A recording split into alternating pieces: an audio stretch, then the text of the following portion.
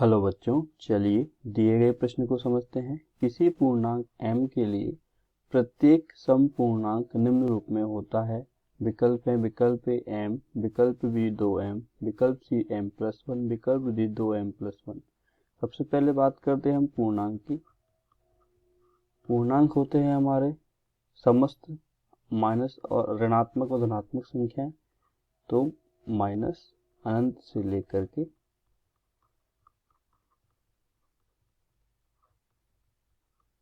Plus अनंत तक की समस्त संख्याएं।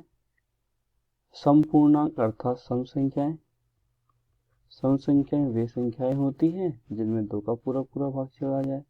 तो समपूर्णांक भी वही पूर्णांक होंगे जिनमें 2 का पूरा पूरा भाग चला जाए, अर्थात 0 +-2 +-4 +-6, इस प्रकार से प्लस माइनस अनंत तक। प्लस अनंत माइनस अनंत में कोई अंतर नहीं होता है, बस ये समझाने के लिए लिखा गया है। अब सबसे पहले हम बात करते हैं विकल्प ए की। विकल्प ए में हमें दिया गया है m। m का हम पूर्णांक में से कोई भी मान रखें, 0, 1, -1, 2, -2, 3, -3, तो हमें m का हल एक सम संख्या के रूप में आएगा। तो विकल्प ए सही होगा। चलिए हम m बराबर रखते हैं 0। m का मान हमें प्राप्त होगा 0। m बराबर 1 रखते हैं, m का मान प्राप्त होता है 1। जबकि समपूर्णांक क्या होते हैं, 2 +-2 +-4 +-6। तो m बराबर हम 2 रखेंगे तो 2 प्राप्त होगा। m बराबर हम 3 रखेंगे तो फिर 3 प्राप्त हो जाएगा। तो यह एक समपूर्णांक नहीं होगा। इससे हमें समस्त पूर्णांक संख्याएं प्राप्त हो रही है, तो ये विकल्प हमारा गलत हो जाता है। विकल्प बी की बात करते हैं। विकल्प बी में हमें दिया गया है 2m। चलिए m बराबर 0 पे हमें क्या प्राप्त होता है, m बराबर 0 पे 0 प्राप्त होगा। m बराबर 1 पर 2 गुना 1 बराबर 2, m बराबर 2 पर 2 गुना 2 बराबर 4, m बराबर 3 पर 2 गुना 3 बराबर 6। हम इसी प्रकार यदि हम ऋणात्मक मान लें, m बराबर -1 ले लें,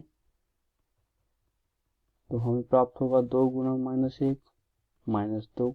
m बराबर -2 पर 2 गुना -2 -4। अर्थात हमें सारी सम संख्याएं प्राप्त हो रही हैं। तो ये हमारा एक समपूर्णांक का व्यापक रूप या मानक रूप कहलाएगा। तो b बराबर 2m ही हमारे प्रश्न में एक समपूर्णांक का विकल्प है। तो चलिए आगे और विकल्पों को देखते हैं, क्या उनसे भी हमें यही चीज प्राप्त होती है क्या। तो हम देखेंगे सी ऑप्शन हमें दिया गया है। सी ऑप्शन है m+1। m बराबर 0 पे प्राप्त होता है 1। m बराबर 2 पर प्राप्त होगा हमें, m बराबर 1 पे प्राप्त होगा 1 + 1 2। m बराबर 0, m बराबर 1, m बराबर 2 रखेंगे तो 3, m बराबर 4 रखेंगे तो हमें प्राप्त होगा 5, m बराबर 6 रखेंगे तो हमें प्राप्त होगा 7। अर्थात इससे भी हमें सम और विषम दोनों प्रकार की संख्याएं प्राप्त हो रही है। तो ये विकल्प भी हमारा क्या हो जाएगा, गलत हो जाएगा, क्योंकि इससे हमें समस्त पूर्णांक भी प्राप्त हो रहे हैं। विकल्प डी की बात करते हैं। तो विकल्प डी हमारा दे रखा है 2m+1। तो यहाँ से भी हम वापस m बराबर 0 रखते हैं। तो m बराबर 0 रखने पर हमें प्राप्त होगा 1। m बराबर 1 रखते हैं तो हमें प्राप्त होगा 3। m बराबर 2 रखेंगे तो हमें प्राप्त हो जाएगा 5। m बराबर -1 रखेंगे तो ये हमें प्राप्त होगा -1। m बराबर हम -2 रखेंगे तो प्राप्त होगा -3। तो इस प्रकार यदि हम हल करेंगे, देखिए कैसे आया -1, 2 गुना -1 + 1 -2 + 1 बराबर -1। तो इससे हल करने पर, डी ऑप्शन को हल करने पर हमें एक विषम संख्याएं प्राप्त हो रही हैं। तो ये हमारा विषम पूर्णांक का मानक रूप कहलाएगा। तो हम कहेंगे प्रश्न में दिए गए चारों विकल्पों में से विकल्प बी ही हमारा सही विकल्प होगा, क्योंकि इससे हमें समपूर्णांक प्राप्त हो रहे हैं, तो विकल्प